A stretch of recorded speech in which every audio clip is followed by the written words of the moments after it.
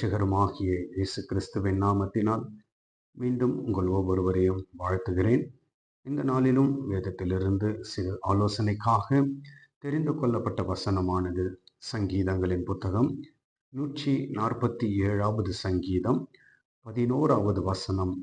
தமக்கு பயந்து தமது கிருபைக்கு காத்திருக்கிறவர்கள் மேல் கர்த்தர் பிரியமாயிருக்கிறார்.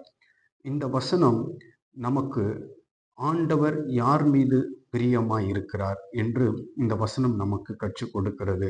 நாம் எதை செய்யும் பொழுது ஆண்டவர் நம்முடைய வாழ்க்கையிலே பிரியமாயிருக்கிறார் என்று இந்த வசனம் சொல்லுகிறது. எந்த தேவ பிள்ளை ஆண்டவருக்கு பயந்து வாழுகிறார்களோ அவர்கள் மீது ஆண்டவர் பிரியமாயிருக்கிறார் என்று வேதம் நமக்கு சொல்லுகிறது. நாம் வேதத்திலே பார்க்கும் பொழுது ஆதியாகம புத்தகத்திலே 6வது அதிகாரத்திற்கு வரும் பொழுது நோவா என்ற ஒரு மனிதன் அங்கே இருக்கிறான். இந்த நோவா என்ற இந்த மனிதன், அவனை குறித்து வேதம் என்ன சொல்லுகிறது என்றால், ஆதியாகமம் 6வது அதிகாரம் 9வது வசனம் இப்படியாய் சொல்லுகிறது.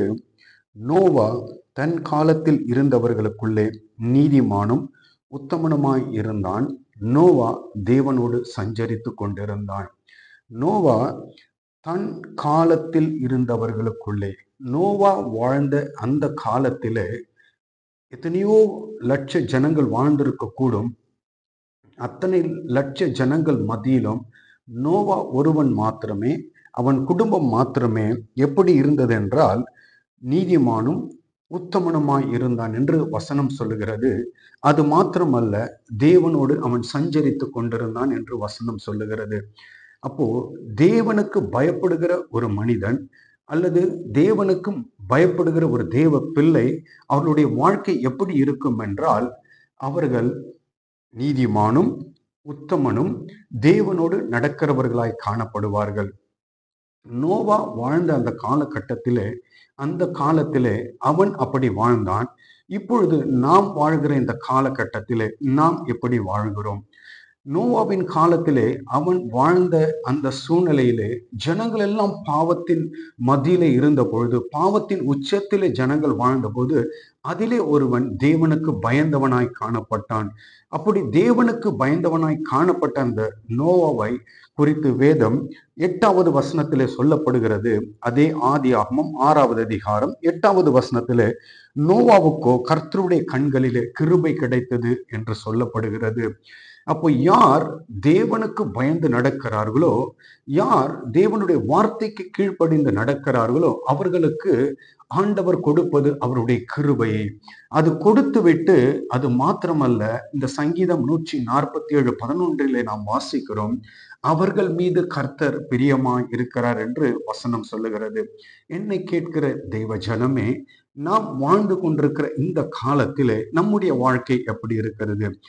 நாம் தேவனுக்கு பயந்து வாழ்கிறவர்களாய் வாழ்வோம் என்றால், தேவனுக்கு பயந்து வாழ்கிற அந்த வாழ்க்கை நமக்குள் இருக்கும் என்றால், நாம் நீதிமான்களாகவும் உத்தமர்களாகவும் தேவனோடு நடக்கிறவர்களாய் காணப்படும் பொழுது, ஆண்டவருடைய கண்களிலே நமக்கு என்ன கிடைக்கிறது என்றால், முதலாவது கிருபை கிடைக்கிறது.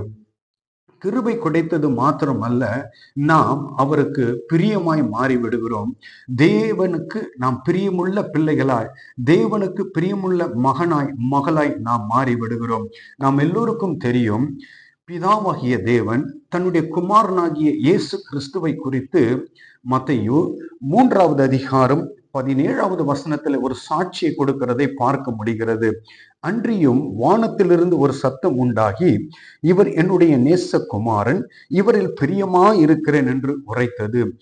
பரலோக பிதா தன்னுடைய குமாரனாகிய இயேசு கிறிஸ்து தன்னுடைய கற்பனைகளுக்கு கீழ்ப்படியும் பொழுது, தேவ வார்த்தைக்கு கீழ்ப்படியும் பொழுது, தேவனுக்கு பயந்து நடக்கும் பொழுது, அந்த இடத்துல ஆண்டவராகிய பிதாவானவர் தம்முடைய குமாரனாகிய இயேசு கிறிஸ்துவை குறித்து ஒரு சாட்சி கொடுக்கிறதை பார்க்க முடிகிறது. அவர் என்ன சொல்லுகிறார்? இவர் என்னுடைய நேசகுமாரன், இவரில் பிரியமாய் இருக்கிறேன். என்னை கேட்கிற தேவ ஜனமே, நாம் ஆண்டவருடைய பார்வையிலே பிரியமானவர்களாய் இருக்கிறோமா? நாம் நம்முடைய வாழ்கிற இந்த ஆவிக்குரிய வாழ்க்கையிலே தேவனுக்கு பிரியமாய் காணப்படுகிறோமா? ஆண்டவர் நம்மை பார்த்து சொல்ல முடியுமா, இவன் என்னுடைய பெரிய மகன், இவன் என்னுடைய நேச மகன், இவன் என்னுடைய நேச மகள் என்று ஆண்டவர் நம்மை பார்த்து சொல்ல முடியுமா? அது மாத்திரமல்ல, அந்த வசனம் சொல்லுகிறது, இவர் என்னுடைய நேசகுமாரன், இவரில் நான் பிரியமாய் இருக்கிறேன். பரலோகம் தன்னுடைய குமாரனை குறித்து, பிதாவாகிய தேவன் தன்னுடைய குமாரனை குறித்து ஒரு சாட்சி கொடுக்கிறதை பார்க்க முடிகிறது. நம் ஒவ்வொருவரும் தேவனுக்கு பயந்து நாம் வாழும் பொழுது, தேவனுக்கு பிரியமாய் நம்முடைய வாழ்க்கை இருக்கும் பொழுது, ஆண்டவராகிய கர்த்தர் நம் ஒவ்வொருவரையும் பார்த்து சொல்லுகிற காரியம் என்னவென்றால், நீ எனக்கு நேசகுமாரன், நீ எனக்கு பிரியமான மகன், நீ எனக்கு பிரியமான மகள் என்று சொல்லிவிட்டு ஆண்டவர், அது மாத்திரமல்ல, உங்களில் நான் பிரியமா இருக்கிறேன் என்று ஆண்டவர் சொல்லுகிறார். அப்ப நாம் ஆண்டவருக்கு பிரியமான ஒரு வாழ்க்கையை வாழ வேண்டும் என்றால், ஆண்டவர் நம் மீது பிரியப்பட வேண்டும் என்றால், நாம் செய்ய வேண்டிய ஒரு காரியம் என்னவென்றால், கர்த்தருக்கு பயந்து நாம் வாழ வேண்டும்.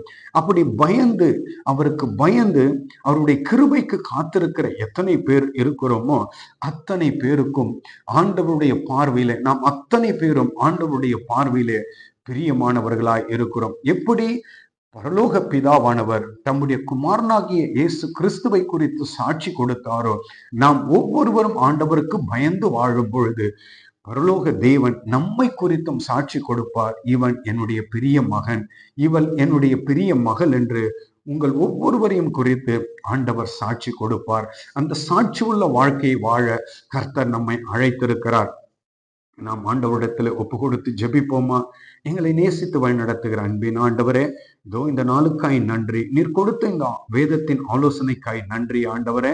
தமக்கு பயந்து தம்முடைய கிருபைக்கு காத்திருக்கிறவர்கள் மேல் கர்த்தர் பிரியமா இருக்கிறார் என்று வசனம் சொல்லுகிறது போல, என் ஆண்டவராகிய கர்த்தர், நாங்கள் உமக்கு பயந்து உம்முடைய கிருபைக்கு காத்து கொண்டிருக்கும் பொழுது நீர் எங்கள் ஒவ்வொருவர் மீதும் நீர் பிரியமா இருக்கிறீர் என்பதை நாங்கள் அறிந்திருக்கிறோம் ஆண்டவரே. இந்த நாளிலும் எங்கள் ஒவ்வொருவரையும் உம்முடைய கரத்துல ஒப்பு கொடுக்கிறேன். இந்த ஆலோசனை கேட்கிற, இந்த செய்தியை கேட்கிற ஒவ்வொரு உம்முடைய பிள்ளைகளையும் உம்முடைய கரத்துல ஒப்பு கொடுக்கிறேன். தேவனுக்கு பயந்து வாழும்படியா, எப்படி குமாரனாகிய இயேசு கிறிஸ்து பிதாவாகிய தேவனுக்கு பயந்து கீழ்ப்படிந்து வாழ்ந்தாரோ, நோவா எப்படி ஆண்டவருக்கு பயந்து கீழ்ப்படிந்து வாழ்ந்தானோ, அது போல நாங்களும் உமக்கு பயந்து வாழும்போது என் ஆண்டவராகிய கர்த்தருடைய கண்களிலே எங்களுக்கு கிருபை கிடைத்து நாங்கள் உமக்கு பிரியமுள்ள பிள்ளைகளாய் மாறிவிடுவோம் அல்லவா? எங்கள் ஒவ்வொருவரையும் உம்முடைய கரத்துல ஒப்பு கொடுக்கிறேன். ஆவியானவர் ஒவ்வொருவரையும் அப்படியாய் நீர் மாற்றுவீராக. துதிகான மகிமை எல்லாம் ஒருவருக்கு செலுத்துகிறேன். ஜெபம் கேட்டபடியினால் ஸ்தோத்திரம். இயேசு கிறிஸ்துவின் நாமத்தில் ஜெபிக்கிறேன். எங்கள் ஜெபம் கேளும் ஜீவனுள்ள நல்ல பிதாவே, ஆமென்.